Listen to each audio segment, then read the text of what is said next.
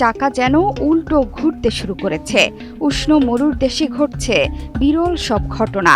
আগুনের ফুলকির মতো উচ্চ তাপমাত্রার দেশে বরফ পড়ছে, তাপমাত্রা চলে যাচ্ছে মাইনাসে।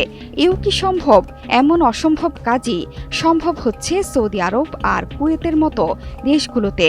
এবার সাইবেরিয়া থেকে আসা শৈত্যপ্রবাহে রীতিমতো জমে যাচ্ছে মধ্যপ্রাচ্যের মরু আবহাওয়ার দেশ কুয়েত। মঙ্গলবার দেশটিতে যে তাপমাত্রা ছিল তা গত ৬০ বছরের রেকর্ড ভেঙে ফেলেছে।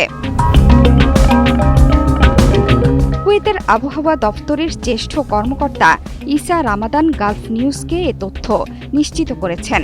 তিনি বলেছেন, মঙ্গলবার কুয়েতের মুত্রিবা এবং সালমির তাপমাত্রা ছিল -১ ডিগ্রি সেলসিয়াস। তবে হিমশীতল বায়ু প্রবাহের কারণে অনুভূত তাপমাত্রা ছিল -৮ থেকে -৬ ডিগ্রি সেলসিয়াস।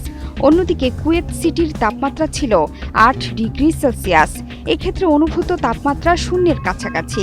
এতে আবহাওয়া সংক্রান্ত আগেকার তথ্য ও রেকর্ডগুলো বলছে, গেল ৬০ বছরের মধ্যে এত ঠান্ডা পড়েনি কুয়েতে। মধ্যপ্রাচ্যের উপসাগরীয় অঞ্চলের অন্যান্য দেশের মতো কুয়েতেও বছরের বেশিরভাগ সময়ই তপ্ত আবহাওয়া থাকে। গ্রীষ্মকালে দেশটির তাপমাত্রা ৪২ থেকে ৪৮ ডিগ্রি সেলসিয়াসের মধ্যে ওঠানামা করে, মাঝে মাঝে ছাড়িয়েও যায়। শীতকালেও দিনের তাপমাত্রা থাকে ২০ ডিগ্রি সেলসিয়াসের মধ্যে। যদিও সাইবেরিয়া থেকে আসা শৈত্যপ্রবাহে চলতি মৌসুমে রেকর্ড ভাঙার শীত পড়েছে কুয়েতে। একই কারণে ব্যাপক ঠান্ডা পড়েছে কুয়েতের দুই প্রতিবেশী দেশ সৌদি এবং ইরাকেও। সৌদি আরবেও একই ঘটনা ঘটছে। দেশের বেশ কয়েকটি স্থানে চলছে তীব্র শৈত্যপ্রবাহ।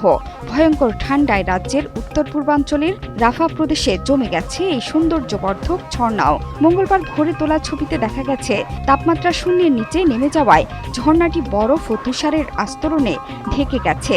এমনকি গাছপালাতেও বরফের আস্তরণ। শনিবার থেকে দেশের উত্তর মধ্য এবং উত্তর পূর্বাঞ্চলীয় এলাকায় শুরু হয় শৈত্যপ্রবাহ।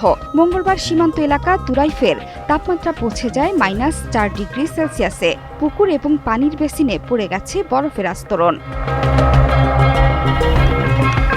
ইসলামের উদ্ভব এবং প্রসার সহ বিশ্ব মুসলিম ধর্মীয় আচার পালনের জন্য বিশ্ব মুসলিমের সবচেয়ে কাঙ্ক্ষিত দেশ সৌদি আরবে সাম্প্রতিক বছরগুলোতে রীতিমতো বিস্ময় জাগানিয়া আবহাওয়া।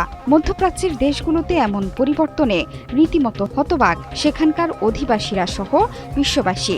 কখনো তুমুল বৃষ্টি থেকে বন্যায় ভেসে যাচ্ছে বাড়ি গাড়ি থেকে সবকিছু।